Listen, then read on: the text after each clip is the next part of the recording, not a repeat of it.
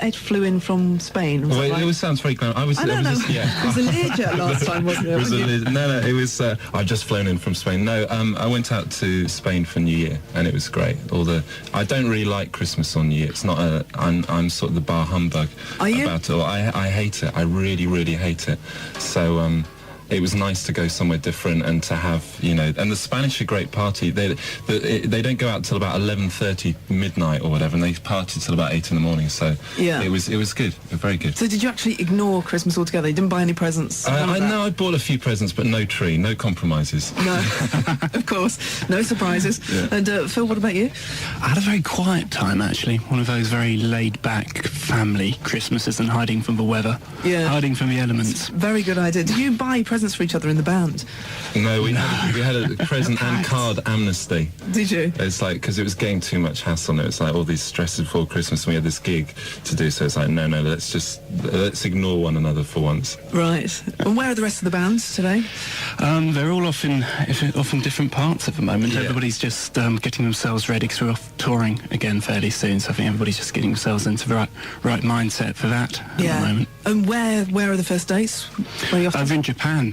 Well, I think the first date's in Tokyo, isn't it? Oh, yeah. I bet the fan club are already putting out the flags. This is the Phil fan club. No, it's come to an end, actually, Joe, I'm afraid. No. Yeah. What happened? Did you displease them? No, I think they felt it was getting a little bit out of hand. Right. Too many people, That's right. Yeah. Dwindled to 2, I think, actually. Both of those were my pseudonyms. Okay, we're going to talk in just a little bit. This was the challenge, because I've been saying this, but every guest that we had on last year would say, like, just choose a favourite track of the year, and it was always Radiohead, and it was like, this is getting very boring. So you have to choose a track that isn't your own. Yeah. And Ed will play one of yours first. Yeah, Why it's this? Jeff Buckley, Last Goodbye. Well, obviously, Jeff Buckley died last year, and he just had, I didn't really like the album that much when it came out, but I listened to it more, and this track is amazing, and he just has the voice of an angel, Ed and Phil here, and we played the B-side that's going to be on the CD single yesterday, Palo Alto, which sounded stunning. I thought you probably agree with that, Phil. You heard it on the radio yesterday.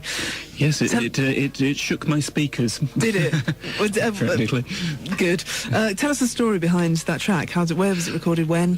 That track was actually recorded whilst we were out on this last lot of touring. We set up a small digital studio in the back of our bus. Yeah. And all the guitars were laid down during that time. And then we finally, at the end of the tour, after the last date, we went into the studio to lay down the drums the next day. So that song was recorded over the course of about 2 months, really, wasn't it? Yeah, out in Europe, and then finished off at the end of the last UK shows. Yeah. The other track on that's going to be a B-side was How I Made My Millions. You were just telling us the story of how that was made, because it's strange, to say the least.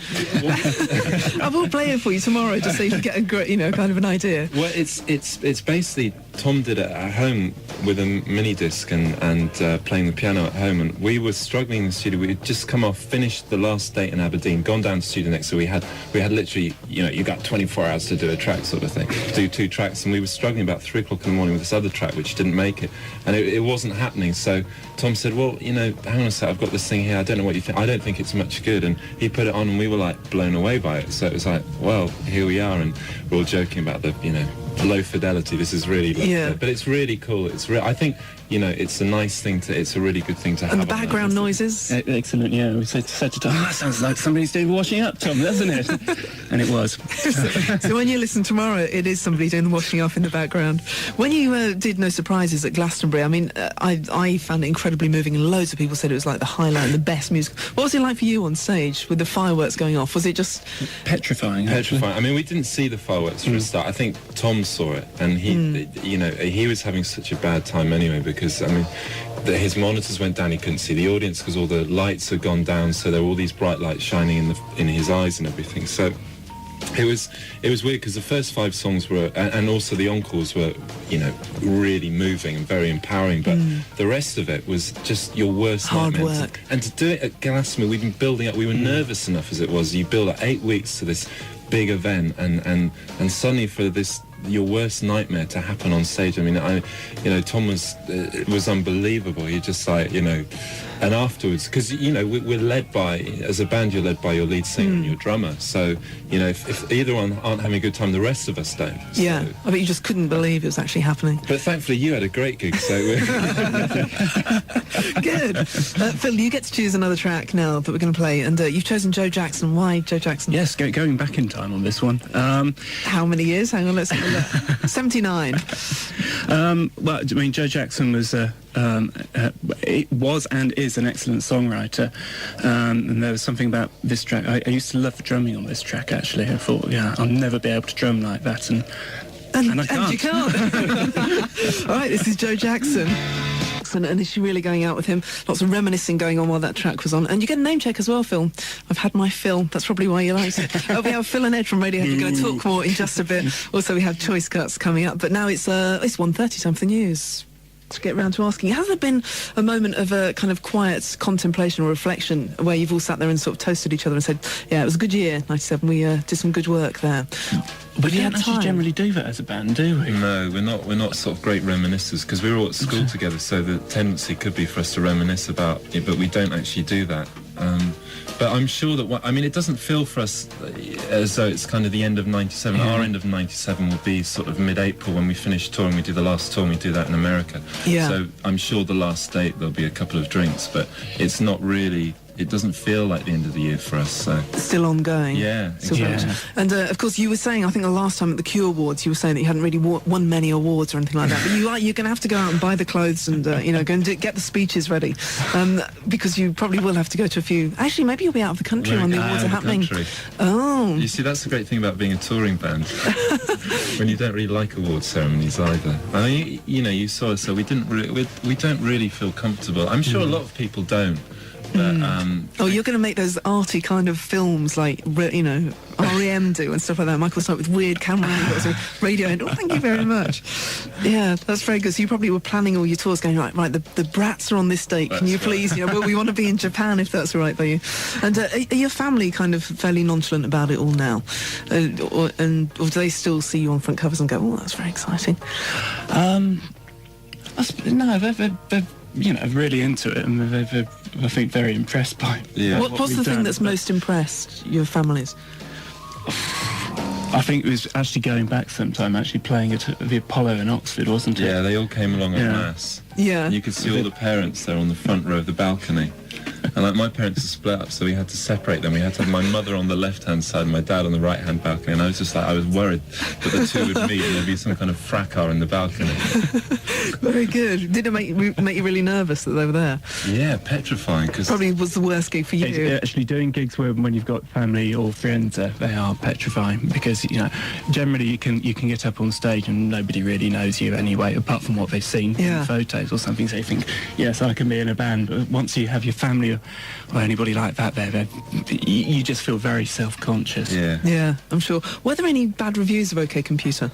Did you read any? There was. I think there were a couple. I remember one bloke it was sent through. I remember his name and I have his address. It was really constructive what he said. He was. It must have been refreshing. Yeah, it was. It was like someone who said, look, I think the point was he was worried that a lot of bands would be influenced by Paranoid Android, and we'd suddenly get back into this terrible sort of prog rock kind of, bands coming out with 8-minute songs. Fair comment. Which is absolutely a fair comment. That all true. the A&R men would get these tapes of 3 tracks and 24 minutes long. Yeah. And this OK Computer was the result of you kind of being left to indulge yourself and them just going, yeah, fine, do what you want. And you went, yeah, OK, we will do that. And you were very conscious of that at the time. Is that going to be the way forward for you now? Like every album will be like that? Or can you discipline yourself? We really don't know how we're going to approach the next album yet. We didn't know how we're going to approach OK Computer. Yeah. Will there be a new album? Straight in the middle of it. Will there be a new album by the end of 98? No, there won't be, almost certainly. There will, I'm sure there'll be something in 99. But good. That's a relief then. The great thing is that we've got this working relationship now with Nigel Godrich. I mean, he was an engineer on the Bends, and he first of all did some B-sides, then we did Lucky with him. And then we just worked so well together, so we want to carry on, working with him for the foreseeable future. Right. but it will be 99. Okay, I'm going to play the Verve now. It's kind of funny as well because the parallels between the Verve and Radiohead, just like every front cover. Did you like the album, the Verve album? I remember when I heard Bittersweet Symphony, I thought it was the most amazing track I'd heard for a long time. It really excited me, and then The Drugs Don't Work, and I thought, geez, you know, they've probably the two best singles of the year in many ways. I mean, our album, I don't think it's got any singles on. I think they definitely got the best. They win on singles. Definitely. Okay, well, this is the Verve then, and this is Lucky Man. We have a call chat now with Ed and Phil from Radiohead. What other bands do you like? You've just said that you thought the Verve was made a better album than yourselves last year. Who else do you particularly like? I mean, you get out to see live bands, don't you? Yeah, well, bands that I really enjoyed last year. I saw the Portishead show at Brixton recently. I thought that was amazing. Teenage Fan Club did a lot of dates with us last year. Wonderful, yeah. Absolutely incredible band. Brilliant. Good company, I should imagine, great to have on tour. Brilliant company. I mean, we had Shadow out on tour with us, and his album's fantastic. DJ Shadow. Yeah, DJ Shadow, sorry. And, Uninformed. Yeah, and Massive Attack are huge fans of theirs, and we bumped into them a couple of times, or 3 or 4 times last year, and they're Bristol boys and we're Oxford boys, West Country boys. Oh. And it was cool, really good to meet them, and you know, started talking about plans and. I was going to say, what is happening? Is there anything happening between the two of you? I mean, we'd really like them to remix the whole idea was over a couple of beers, and they said, yeah, we'll remix the whole album. We love it, you know, it'd be wicked, and that whole Massive Attack versus Radiohead thing, it could be quite interesting. We were really up for it, but they've got to finish their album, and they said they want to do it after they've finished their album. And if it happens, I think it'd be really cool. You know, it could be a really interesting thing. But you'll probably be onto new stuff by then, so maybe there'll be a future collaboration. Yeah, you won't be doing anything. Are you still firmly rooted in Oxford? Yeah, we are. Yeah. Do you do a U2 type thing where they kind of invest in Dublin and enhance it? What do you do Oxford? What are we doing for Oxford?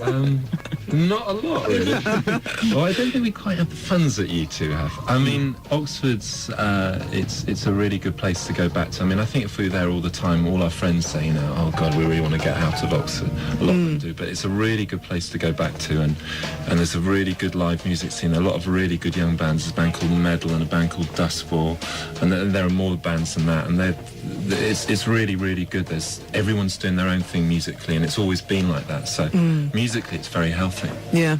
What happens when you go out on tour? Do you have people kind of managing your lives back in Oxford? Like, who pays the bills when you go on tour? Direct debit. It's the answer to everything. DD. Okay. And when are we going to... Is there going to be a UK appearance by you lot next year? Unfortunately, no festivals, nothing at all? No. You're giving yourself time off from that? I think people have probably, you know, we've done enough this last year. We've been in people's faces a lot, and we're kind of quite aware of that, and we're just doing a bit more touring, and then we need to get away, and because you know we've you know, by doing those arenas at the end of the year, that was a big kind of head adjustment for us, because we didn't even think we'd be doing those. And has it kind of done your heads in a bit, the success? It's not the success. It's not the success. I think it's just, you know, suddenly when the pressure is definitely on, when suddenly you instead of, you know, cocking up instead of in front of 2,000, in front of 14,000, it's a bit more, and all the pressures and that, and then when you get so tired and you aren't necessarily enjoying it as much, and people are saying that was a great gig, that was so good, and you kind of when you stop trusting your own judgment and everything, it gets a bit scary. So we just need to take a bit of time off. We've been going for 6 years. We haven't taken much. You know, most is about 2 or 3 weeks. So we're going to take the summer off and then just ease back into things. Has it caused more friction this past year within the band, or has there been any friction at all? No, actually. I mean, you know, we've been together as a band now for 12 years, and I think this past year's probably been the most together we've been as 5 people. Definitely. You know, we've learnt how to work around each other, and we feel that, you know, we work well together. We feel that we come on as musicians and all blah, of that. Blah blah all of that. Yeah. But you know, it's probably the most enjoyable at the moment, I think. And it's ever been. Yeah. And what are you desperate to do when you do eventually finish touring and you just get home? Is there something you've really missed from your domestic life? What is domestic life? Okay, getting in touch with yourselves and normal life. Yeah, just being around your house or whatever, because you're never around there or whatever. Putting on your stereo first thing in the morning and stuff like that. Doing your own washing, not. Thank you very You've much. been talking. Thank you very much for coming in today. And you've chosen a final track for us to play from Leica. Wireless. That's right. Well, one of the great things about touring at the moment is choosing bands who are going to be special guests, and we're lucky enough that Leica agreed to come out of this earlier on in this year. Half of what used to be Moonshake, and this song, Bedbugs, is great. Band are great as well. Okay, thank you very much for coming today. Have a good rest when you finally get it. Thank Cheers. you.